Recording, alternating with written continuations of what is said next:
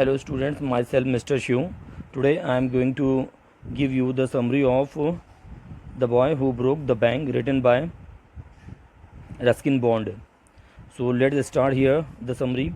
The story begins with Nathu, a sweeper who is angrily sweeping the steps of the People Nagar Bank.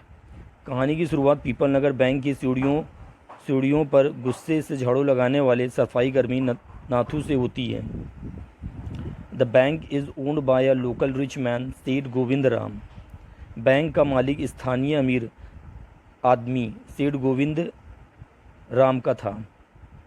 The washerman soon Sitaram on his way to deliver freshly iron cloth inquires about the cause of Nathu's discontentment.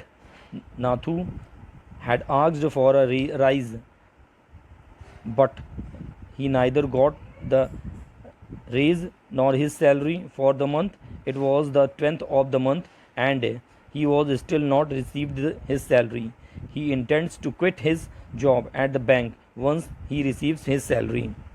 Bank का मालिक स्थानीय अमीर आदमी सेठ गोविंद राम था। धोबी का बेटा सीताराम इस्त्री किए हुए कपड़े देने के लिए जाते समय नाथू से असंतुष्टि का कारण पूछता है। नाथू ने वेतन वृद्धि की मांग की थी, लेकिन उसे ना तो वेतन वृद्धि मिली और ना ही महीने का वेतन। महीने की 20वीं तारीख बीत चुकी है और उसे अभी तक वेतन नहीं मिला। वेतन मिलने के बाद वह बैंक की नौकरी छोड़ने का इरादा रखता है। मतलब वो चाहता है कि मुझे अगर सैलरी मिल जाए तो मैं यहाँ से नौकरी छोड़ दूँ। Sitaram continues on his way promising to look out for a job for Nathu. Sitaram Nathu के लिए नौकरी की तलाश करने का वादा करके अपने रास्ते पर आगे बढ़ता है। Sitaram meets Mrs Srivastava at the fourth home of his round. Sitaram अपने दौरे के चौथे घर पर श्रीमती श्रीवास्तवा से मिलता है। He hears her mention that he is in need of a sweeper. Sitaram sees it as an opportunity for his friend. He recommends Nathu, adding that the bank was not giving him salary, so he wanted to quit the job. वह सुनता है कि उसे एक सफाई कर्मी की ज़रूरत है। सीताराम इसे अपने दोस्त के लिए एक अवसर के रूप में देखता है। वह नाथू की सिफारिश करता और कहता है कि बैंक उसे उसका वेतन नहीं दे रहा है, इसीलिए वो नौकरी छोड़ना चाहता है। Mrs Shrivastava felt that the bank was not paying any of its employees after instructing her maid and the cook she heads to the market to check out the clothes shops and purchase the cloth. Shrimati Shrivastava को लगा कि bank अपने किसी भी कर्मचारी का वेतन नहीं दे रहा है। अपनी नौकरानी और रसोइयों को निर्देश देने के बाद वे कपड़े की दुकानों की जांच करने और कपड़ा खरीदने के लिए बाजार जाती है। She meets her friends Mrs Bhushan under a large tamarind tree at one end of the market. After exhausting all topics of discussions such as the hot weather and the clothes that she had purchased, she tells Mrs. Bhushan that the bank does not have money to pay its employees. वे बाजार के एक छोर पर एक बड़े इमली के पेड़ के नीचे अपनी दोस्त श्रीमती भूषण से मिलती है। गर्मी के मौसम और उसके द्वारा खरीदे गए कपड़े जैसे सभी विषयों पर चर्चा करने के बाद वे श्रीमती भूषण को बताती है कि बैंक के पास अपने कर्मचारी को भुगतान करने के लिए पैसे नहीं हैं।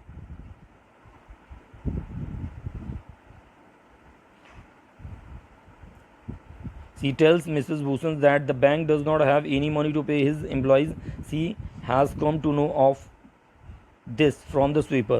This part of the conversation immediately catches Mrs. Bhushan's attention. She concludes that if the sweeper is not getting his salary, other employees too must not be getting paid.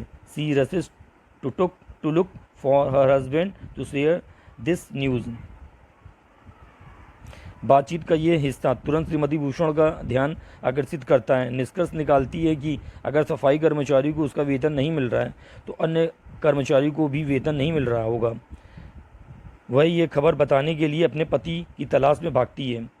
She finds her husband chatting with Kamal Kishore the photographer shops owner. वे अपने पति को photographer की दुकान के मालिक कमल किशोर से बात करते हुए पाती है।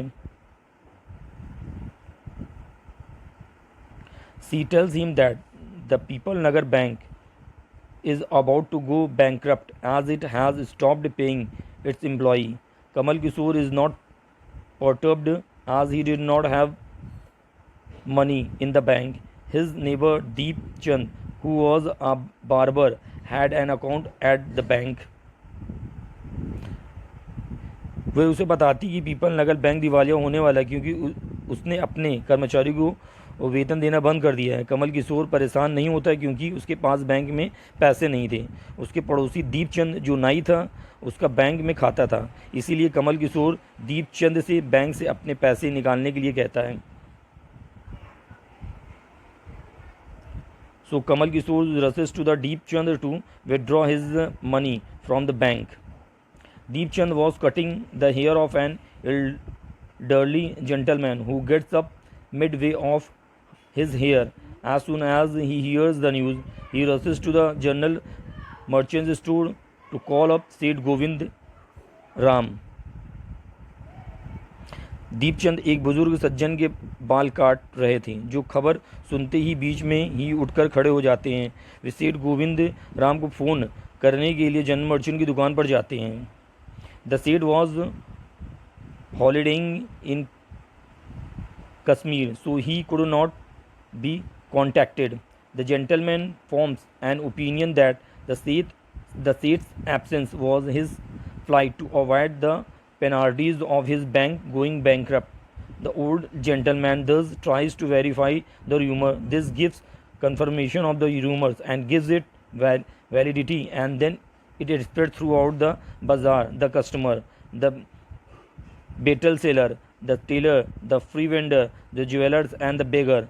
Here the narrator mentions the beggar, who is known to the lame, stands up and sprints towards the bank to withdraw his savings of 1,000 rupees, which was a handsome sum.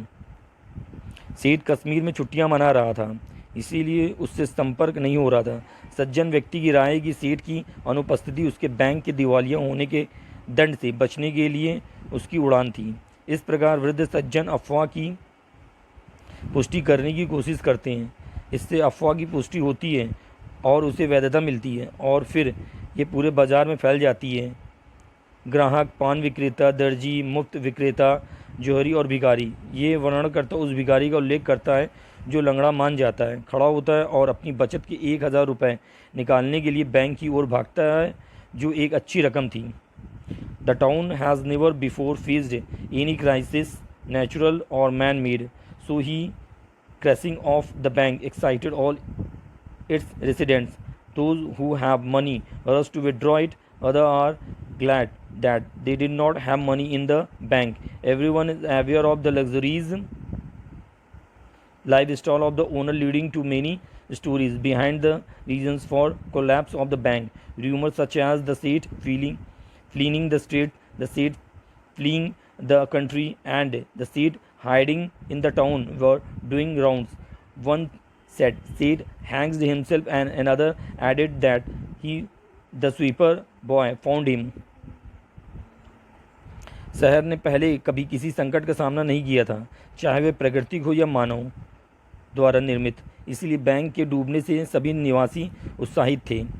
जिसके पास पैसे थे वे उसे निकालने के लिए दौड़ पड़े, जबकि अन्य खुश थे कि उसके पास बैंक में पैसे नहीं थे। बैंक के मालिक की आलीशान जीवन शैली से हर कोई वाकिफ़ है, जिसके कारण बैंक डूबने के पीछे कई कहानियाँ हैं। सेठ के राज्य छोड़कर भाग जाने, सेठ के देश छोड़कर भाग जाने और सेठ के शहर में छिप जाने जैसी अफवाहें फैल रही थीं।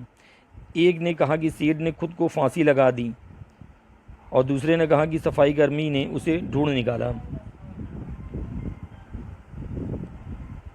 By noon, the bank had finished all its cash reserves दोपहर तक बैंक का सारा कैश ख़त्म हो गया।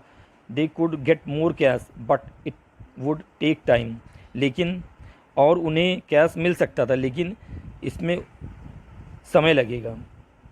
Moreover the owner is not contactable to add the woes of the bank manager.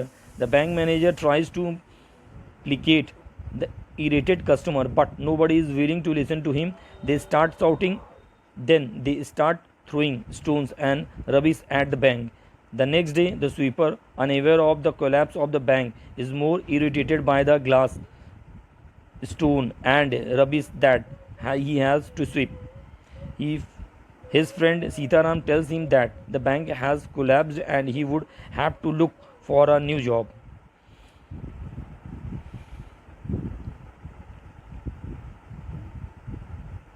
दोपहर तक बैंक का सारा कैश ख़त्म हो गया।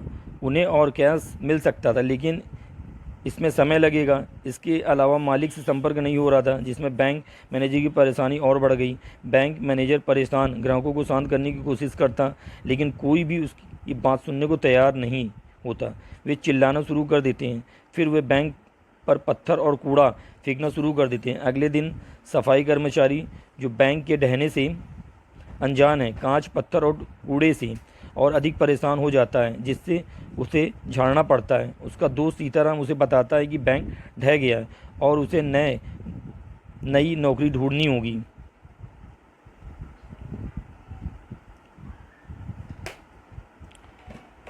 Despite this, the sweeper boy sweeps the bank steps clean and decided to wait for the manager to arrive. While waiting, he innocently wonders what could not caused the bank of collapse. This is a mystery for him. उसका दोस्त सीताराम उसे बताता है कि bank ढह गया है और उसे नई नौकरी ढूंढनी होगी। इसके बावजूद सफाई कर्मचारी बैंक की सीढ़ियां साफ करता है और मैनेजर के आने का इंतज़ार करने का फैसला करता है। इंतज़ार करते हुए वह मासूमियत से सोचता है कि बैंक के ढहने का क्या कारण हो सकता है। ये उसके लिए एक रहस्य है। मतलब इसका जो एम्प्लॉय था वो सोच रहा था कि बैंक क्यों ढह गया, क्या कारण है, उसको ये समझ में नहीं आ रहा था, जबकि ये उसके द्वारा ही फैलाई बातें थीं जो र्यूमर्स के तरीके फैलती चली गई। इसलिए इस कहानी से सीख मिलती है कि किसी भी बात को बिना तथ्य जाने हुए किसी और व्यक्ति को अगर आप शेयर करते हैं तो वो बातें धीरे धीरे र्यूमर्स के तरीके फैलती चली जाती है। ठीक है, तो यहाँ पर ये स्टोरी इसकी समरी ख़त्म होती है। बाय बाय बेटा।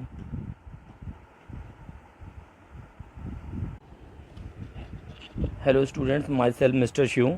Today I am going to